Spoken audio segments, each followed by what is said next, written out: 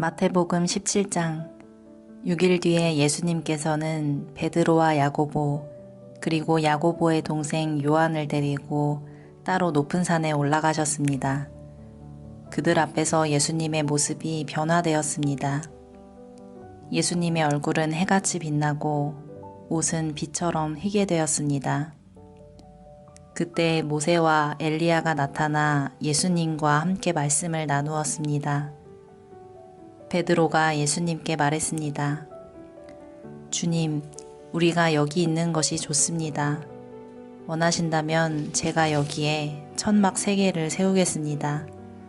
하나는 주님을 위해, 또 하나는 모세를 위해, 그리고 마지막 하나는 엘리야를 위해서 말입니다. 베드로가 말하는 동안에 갑자기 빛나는 구름이 그들 위를 덮고 그 속에서 이는 내가 사랑하며 기뻐하는 아들이다.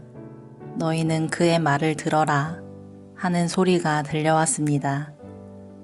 제자들이 그 소리를 듣고 얼굴을 땅에 대고 엎드리며 무서워하였습니다. 예수님께서 그들에게 오셔서 어루만지시며 말씀하셨습니다. 일어나라, 무서워하지 마라. 제자들이 눈을 들어보니 아무도 보이지 않고 예수님만 혼자 계셨습니다. 산 아래로 내려올 때에 예수님께서 제자들에게 당부하셨습니다. 인자가 죽음에서 다시 살아날 때까지 너희가 본 것을 아무에게도 말하지 마라. 제자들이 예수님께 여쭈었습니다. 어째서 율법학자들은 그리스도가 오기 전에 엘리야가 먼저 와야 한다고 말하는 것입니까? 예수님께서 대답하셨습니다.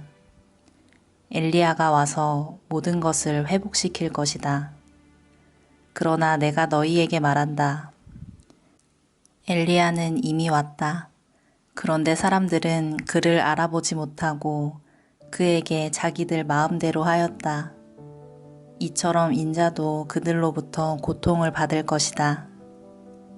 그때서야 제자들이 예수님께서 세례자 요한을 두고 말씀하셨다는 것을 깨달았습니다. 예수님과 제자들이 사람들에게 갔을 때 어떤 사람이 예수님께 와서 무릎을 꿇고 절을 하며 말했습니다. 주님, 제 아들에게 자비를 베풀어 주십시오. 이 아이가 간질에 걸려서 너무나 고생하고 있습니다. 이 아이는 가끔 불에도 뛰어들고 물에도 뛰어듭니다. 제가 이 아이를 제자들에게 데리고 왔었는데 고칠 수 없었습니다. 예수님께서 말씀하셨습니다. 아, 믿음이 없고 뒤틀어진 세대여, 도대체 언제까지 내가 너희와 함께 있어야 하겠느냐? 언제까지 내가 너희를 참아야 하겠느냐? 그 아이를 내게 데리고 오너라. 예수님께서 귀신을 꾸짖으셨습니다.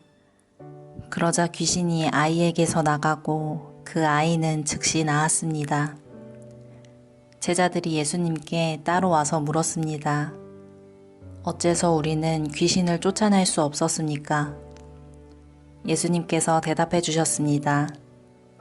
너희 믿음이 적어서이다. 내가 너희에게 진정으로 말한다. 너희에게 겨자씨 한 알만한 믿음이 있으면 이 산을 향하여 여기서 저기로 움직여라 말할 것이다. 그러면 산이 움직일 것이다. 너희가 못할 일이 아무것도 없을 것이다. 제자들이 갈릴리에 모여 있었을 때 예수님께서 그들에게 말씀하셨습니다. 인자가 사람들의 손에 넘겨질 것이고 사람들은 그를 죽일 것이다. 그러나 3일째 되는 날에 다시 살아날 것이다. 그러자 제자들은 몹시 슬퍼하였습니다. 예수님과 제자들이 가버나움에 이르렀을 때 성전세를 걷는 사람들이 베드로에게 와서 물었습니다. 당신네 선생님은 성전세를 내지 않습니까? 베드로가 대답했습니다. 내십니다. 베드로가 집에 들어가자 예수님께서 먼저 말씀을 꺼내셨습니다. 어떻게 생각하느냐? 시몬아, 이 세상의 왕들은 관세와 세금을 누구에게서 받느냐? 왕의 자녀들한테서냐? 아니면 다른 사람들한테서냐? 베드로가 대답했습니다. 다른 사람들에게서입니다. 예수님께서 베드로에게 말씀하셨습니다. 그러므로 왕의 자녀들은 세금을 낼 필요가 없다.